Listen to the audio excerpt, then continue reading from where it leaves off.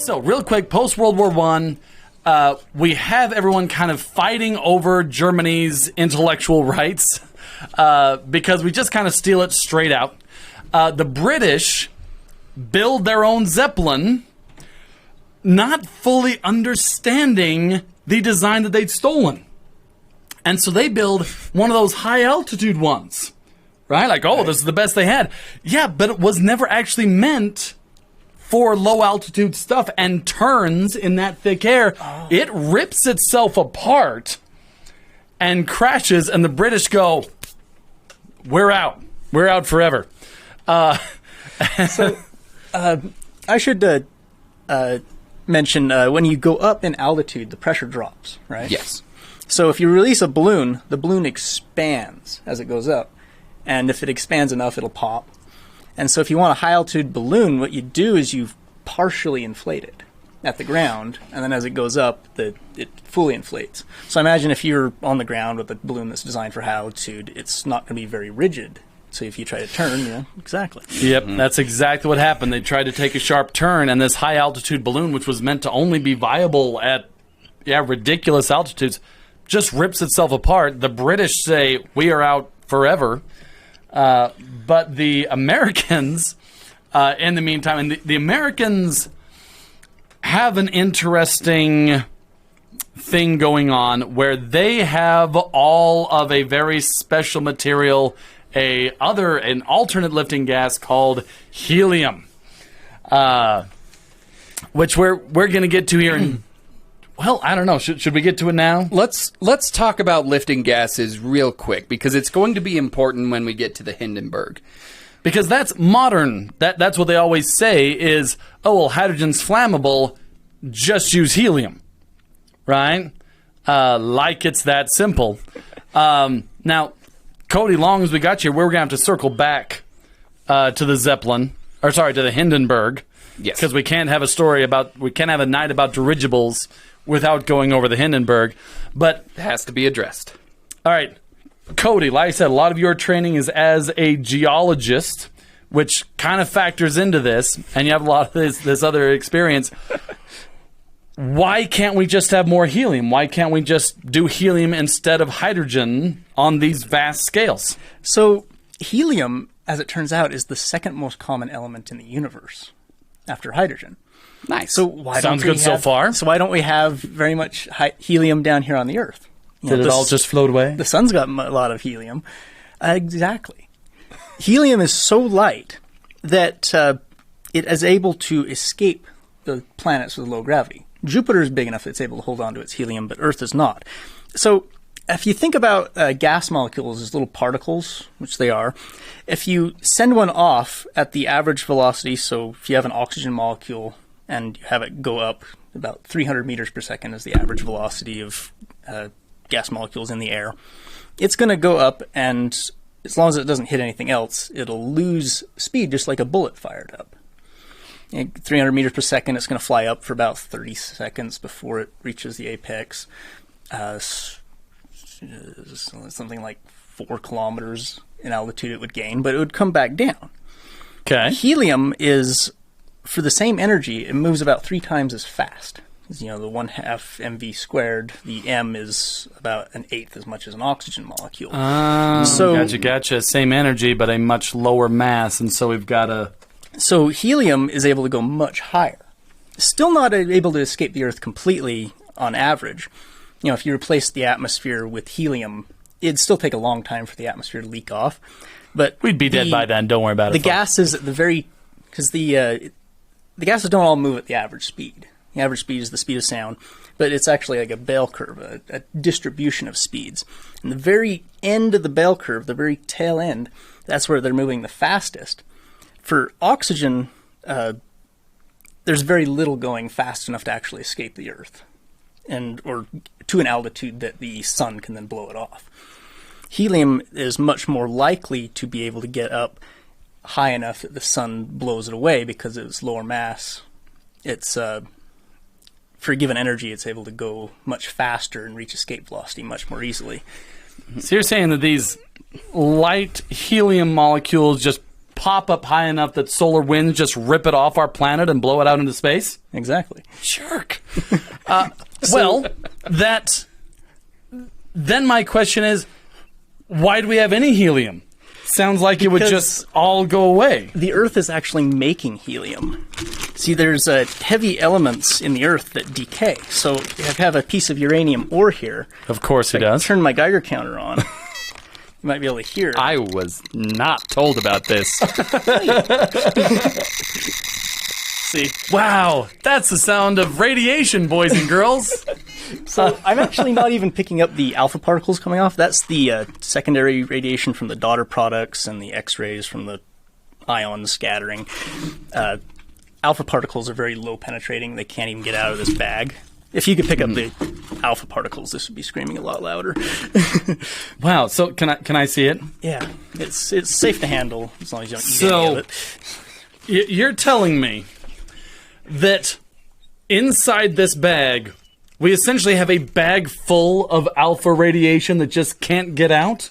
Yeah, it's making a little bit of helium. If you had a really sensitive detector, you might be able to detect the buildup of helium inside that bag. Okay, so how long? Never mind. This would all be math, but I'm assuming it would take a ridiculously long time It would. for this little rock to even fill this tiny bag with helium.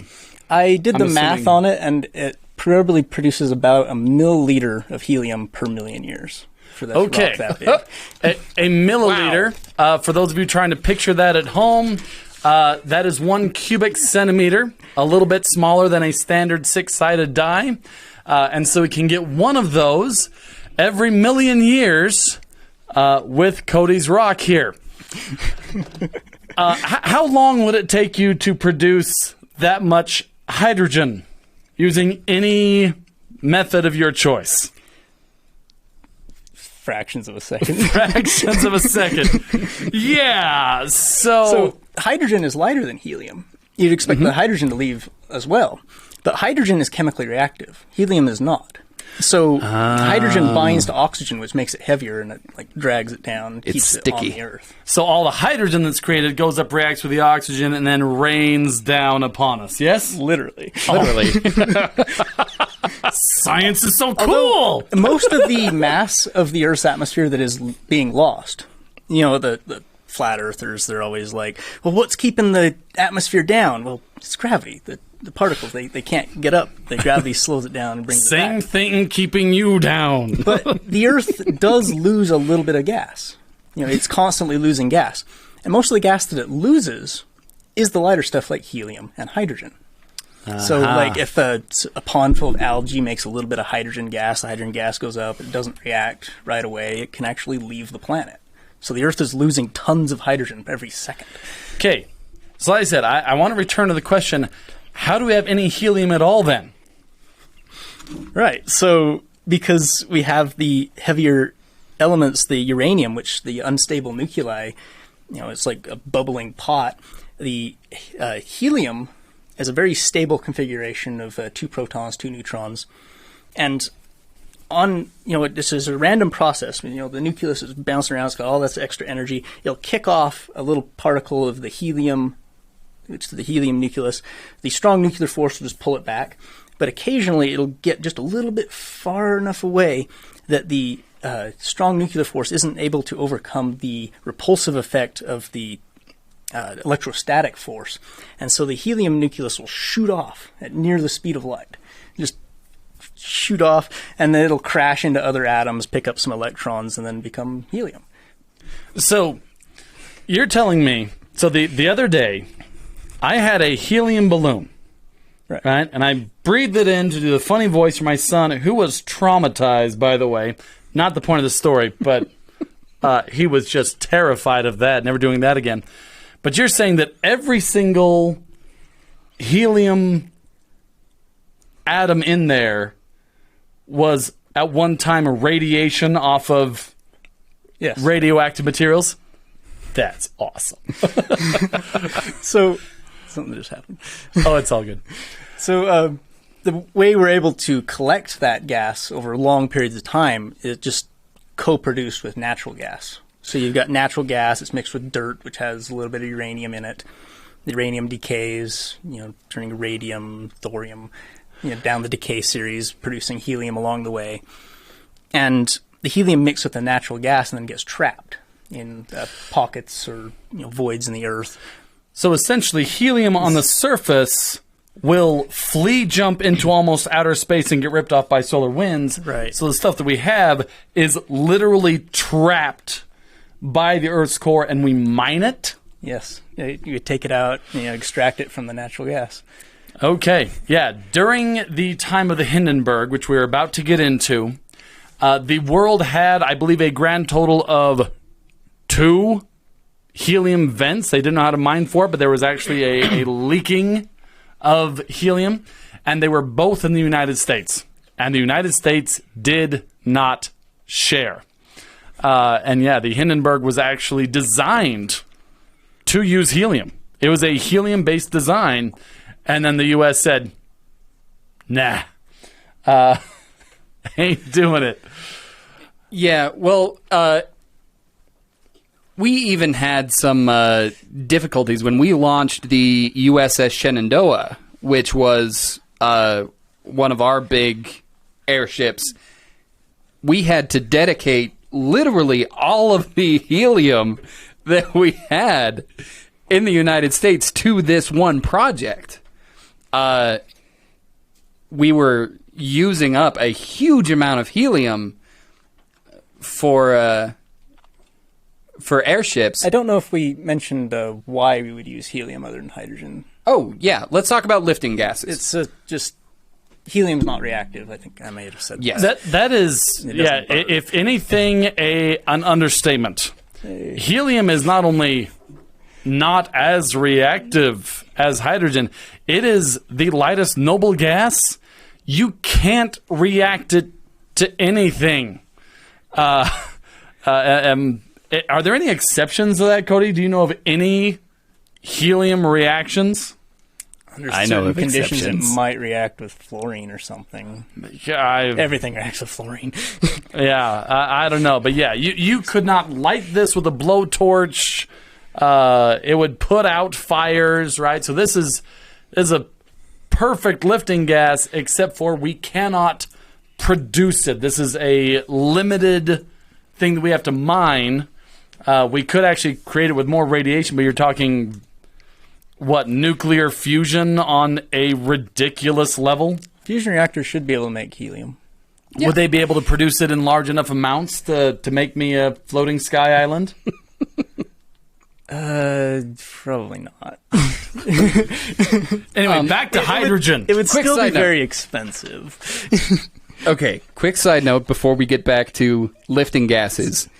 You can, and we have, built entire complex molecules out of helium. You just have to simulate absolute zero. Oh, yeah. Oh.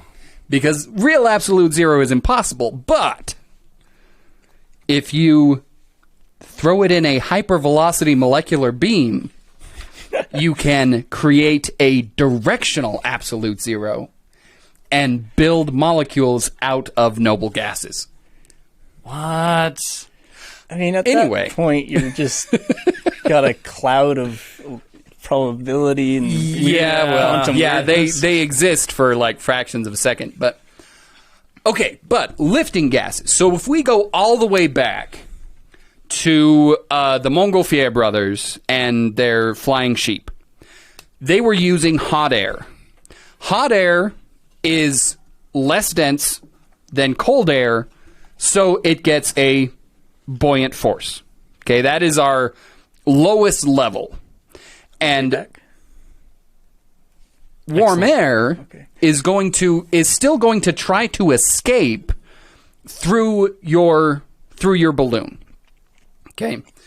So they figured out hot air doesn't actually generate very much of a buoyant force because it's not that different from cold air. So the next thing that they did was coal gas.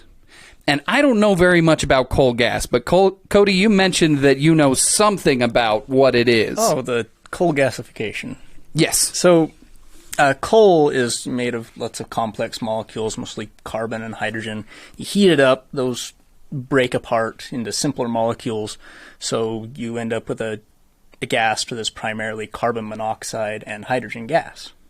If you take that mixture of coal gas, it's lighter than air, because carbon monoxide is about the same density as air, but hydrogen is lighter. So on average, it's lighter than air, and you're good to go. And so you could just take a piece of coal, or even wood, and have it enclosed without oxygen, heat it up, and collect the gases that come off. You put that in a bag, and it'll float. It's lighter than air. Wow. So that was the next lifting gas that we used, was coal gas, which is a little bit dangerous. It's a lot a bit dangerous because hydrogen itself is very, very, very, very reactive to heat. It goes boom. You can actually get away with breathing hydrogen. I wouldn't recommend it, but hydrogen itself is not toxic, so you could just breathe it just fine. But there is, like most commercial hydrogen is contaminated with small amounts of carbon monoxide. Do they still produce it that way?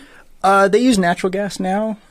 But it's still that general coal gas type of production? It's a little bit different because you're not just heating it up and breaking it down, because natural gas is already gas, right? You're combining it with water, and the carbon is more attracted to the oxygen than the hydrogen is. And so the water will react with the methane, producing carbon monoxide and hydrogen. You add more water, you can get the carbon dioxide, which you can scrub out, and then you just have relatively pure hydrogen. But there's still enough carbon monoxide that if you make it that way, it's not a good idea to breathe it in, because the small amounts of carbon monoxide is very toxic. So for all of you at home who are planning on getting hydrogen and breathing it, don't do that. Also, we may have mentioned hydrogen go boom. Yes. So you probably should only be playing with it in very controlled circumstances. So that was the next thing that they graduated to. Beyond coal gas was they were able to purify it to a certain extent, scrub it, as Cody said, to make a hydrogen. So if I recall correctly, what they did originally is they used iron. So like if you have a box full of iron oxide, get that very hot, and you run your coal gas through it, the carbon monoxide will reduce the iron to lower oxides or the metallic form. And then so that makes a CO2, which can be scrubbed out. And then to regenerate your iron reactor, you just put some steam through it, and the steam reacts with the iron to release more hydrogen and to oxidize the iron to be reduced again by more carbon monoxide. Wow. To get the carbon dioxide out, would you do like I'm going to use one of the only chemistry phrases I know now. Would you do like a pressure swing adsorption? You'd probably just run it through lime water. Dang it. One of my first jobs out of school, I designed a compressor for a company that was recycling heliox, which is helium and oxygen that is used by deep sea divers.